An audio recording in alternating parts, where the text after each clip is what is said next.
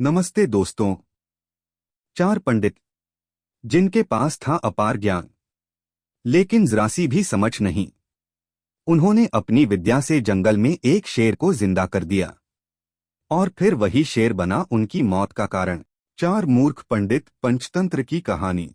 बहुत समय पहले की बात है। भारत के मध्य भाग में एक छोटा सा नगर था, सुदर्शनपुर। यह नगर अपनी विद्या और पंडितों के लिए प्रसिद्ध था। नगर के बीचों बीच एक बड़ा विद्यालय था, जहां दूर दूर से विद्यार्थी शिक्षा लेने आते थे। वहां के शिक्षक विद्वानों में श्रेष्ठ माने जाते थे। इसी नगर में चार ब्राह्मण पंडित रहते थे। उनका नाम था आचार्य हरिदत्त, पंडित विष्णुदत्त, शास्त्री सोमेश्वर और विद्यार्थी सुधाकर। चारों ही बहुत पढ़े लिखे थे। दिनरात वेद, शास्त्र, ज्योतिष और आयुर्वेद का अध्ययन करते रहते। उनकी स्मरण शक्ति अद्भुत थी। किसी भी मंत्र को एक बार पढ़ लेते तो जीवन भर याद रखते। लेकिन एक बड़ी कमी थी, उनके पास व्यावहारिक ज्ञान और जीवन का अनुभव नहीं था। वे केवल पुस्तकों में उलझे रहते। यही कारण था कि लोग उनका उतना सम्मान नहीं करते जितना वे अपेक्षा करते थे। एक दिन चारों पंडित नगर के कुएं पर बैठे आपस में चर्चा कर रहे थे। हरिदत्त बोला, भाइयों, हमने शास्त्रों में गहन विद्या प्राप्त की है। दिनरात कठिन परिश्रम किया है, परंतु देखो, नगर में हमें कोई पूछता भी नहीं। दूसरे लोग जिनके पास थोड़ी सी चालाकी है, वे धन और सम्मान पा रहे हैं। क्या यह अन्याय नहीं? विष्णुदत्त ने समर्थन किया। बिल्कुल सही कहा। विद्या का मूल्य तभी है जब उससे धन और यश मिले। पर यहाँ लोग हमें सिर्फ पढ़ाकू समझते हैं। सोमेश्वर बोला, तो क्या करें? क्या जीवन भर यूं ही किताबों में डूबे रहेंगे? तभी सुधाकर, जो सबसे छोटा और सरल स्वभाव का था, बोला, ज्ञान तो बहुत है भाइयों, लेकिन हमें बुद्धि और विवेक की भी आवश्यकता है। बिना उसके केवल विद्या व्यर्थ है। बाकी तीनों हंस पड़े। हरिदत्त ने कहा, तू चुप रह सुधाकर, तुझे हमारी विद्या का महत्व समझ में ही नहीं आता। हम सबने मिलकर ठान लिया है कि अब नगर छोड़ देंगे और दूसरे राज्य में जाकर अपने ज्ञान से धन और यश अर्जित करेंगे। सुधाकर ने मन ही मन सोचा, ये लोग अहंकारी हो गए हैं। पर मित्रता का धर्म निभाना भी आवश्यक है, इसलिए मैं भी इनके साथ चलता हूं। चारों अगले दिन प्रातः यात्रा पर निकल पड़े। वे दक्षिण दिशा की ओर बढ़े। मार्ग में सुंदर गांव, खेत और तालाब दिखते। वे विद्यागर्व में डूबे चलते जा रहे थे। रास्ते में जब भी उन्हें कोई गांव वाला मिलता, वे उसे कठिन शास्त्रीय प्रश्न पूछकर अपनी विद्वता का प्रदर्शन करते। गांव वाले उनकी बातें सुनकर चकित हो जाते, पर कोई उन्हें भोजन या सम्मान नहीं देता। इससे तीनों पंडित और क्रोधित हो जाते। विष्णुदत्त बोला, देखा, लोग हमारी विद्या की कद्र नहीं करते। लेकिन चिंता मत करो, जिस दिन हम किसी राजदरबार में अपनी विद्या का प्रदर्शन करेंगे, राजा हमें सोने से तोल देंगे। सुधाकर चुपचाप यह सब सुनता और मुस्कुराता। कई दिनों की यात्रा के बाद वे घने जंगल में पहुंचे। जंगल बड़ा ही भयावह था। ऊंचे ऊंचे साल और सागौन के पेड़ आसमान को छूते लगते। जगह जगह जंगली झाड़ियां और बेलें थीं। पक्षियों की कर्कश आवाज गूंज रही थी। चलते चलते अचानक सोमेश्वर की नजर पड़ी। जमीन पर एक बड़ा सा कंकाल पड़ा था। हड्डियां इधर उधर बिखरी थीं। वह उत्साह से बोला, भाइयों, यह तो उत्तम अवसर है। चलो अपनी विद्या की परीक्षा करें। मैं इन हड्डियों को जोड़कर पूर्ण ढांचा बना देता हूं।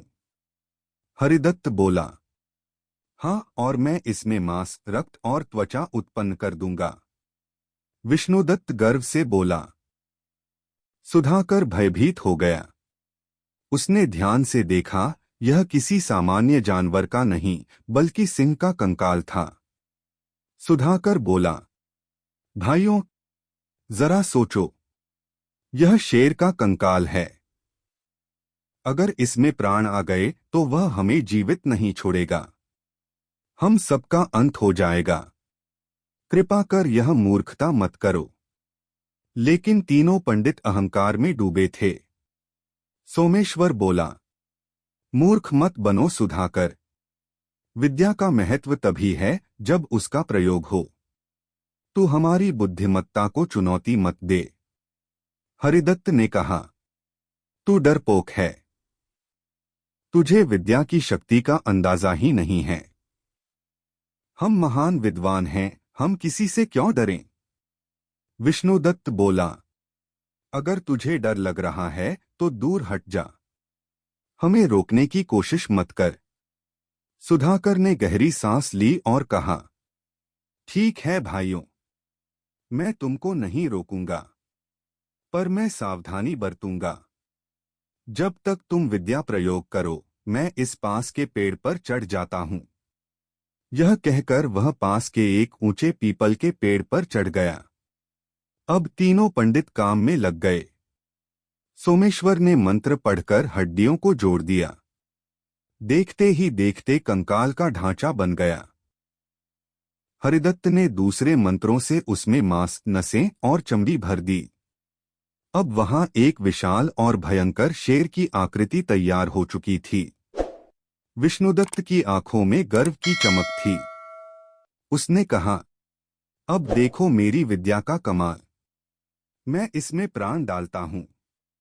उसने वेद मंत्रों का उच्चारण किया और शेर में प्राण फूंक दिए। क्षण भर में शेर की मूर्त जैसी देह कांप उठी। उसकी आंखें खुलीं। उसने जोर से दहाड़ मारी। गर्जना। पूरे जंगल में उसकी गूंज फैल गई। पक्षी भय से उड़ गए, बंदर पेड़ों पर भागे। शेर जैसे ही जीवित हुआ, उसने चारों ओर देखा और भूख से तड़पकर सामने खड़े तीनों पंडितों पर टूट पड़ा। हरिदत्त चिल्लाया, बचाओ। सोमेश्वर भागने लगा, पर शेर ने उसे पकड़कर चीर डाला। विष्णुदत्त ने अपने मंत्रों का स्मरण किया, पर तब तक शेर ने उसकी गर्दन दबोच ली। कुछ ही पलों में तीनों विद्वान पंडित शेर के भोजन बन गए। पेड़ पर बैठे सुधाकर ने यह सब अपनी आंखों से देखा। उसका हृदय कांप उठा। वह मन ही मन सोचने लगा, हाय, मेरे मित्र अपने अहंकार और मूर्खता के कारण मारे गए। इन्हें शास्त्रों का ज्ञान था, परंतु विवेक नहीं था। सही कहा गया है, केवल विद्या ही पर्याप्त नहीं, जीवन में बुद्धि और समझ भी आवश्यक है। कुछ समय बाद शेर वहां से चला गया। तब सुधाकर पेड़ से नीचे उतरा। उसने अपने साथियों की राख को देखा और उनकी आत्मा की शांति के लिए प्रार्थना की। फिर वह अकेला नगर की ओर लौट पड़ा। नगर लौटकर उसने यह घटना लोगों को सुनाई। नगरवासी उसके साहस और विवेक से प्रभावित हुए। राजा को भी इसकी जानकारी मिली। राजा ने सुधाकर को अपने दरबार में बुलाया और कहा, पुत्र, तेरे तीनों मित्र महान विद्वान थे, परंतु विवेकहीन होने से मृत्यु को प्राप्त हुए। तू अकेला बुद्धिमान निकला, जिसने समय पर सावधानी बरती। राज्य को ऐसे ही विवेकशील लोगों की आवश्यकता है। राजा ने उसे दरबार का मंत्री बना दिया। सुधाकर ने अपनी बुद्धिमत्ता और सरलता से सबका दिल जीत लिया। कहानी से शिक्षा। केवल किताबों का ज्ञान जीवन में सफलता नहीं देता। अहंकार मनुष्य का सबसे बड़ा शत्रु है। विवेक और व्यवहारिक बुद्धि ही असली ज्ञान है। मूर्ख विद्वान से चतुर साधारण व्यक्ति कहीं बेहतर है। ऐसी ही नई नई कहानी सुनने के लिए हमारे चैनल एसपी वॉइस नाथपुरा को सब्सक्राइब करें।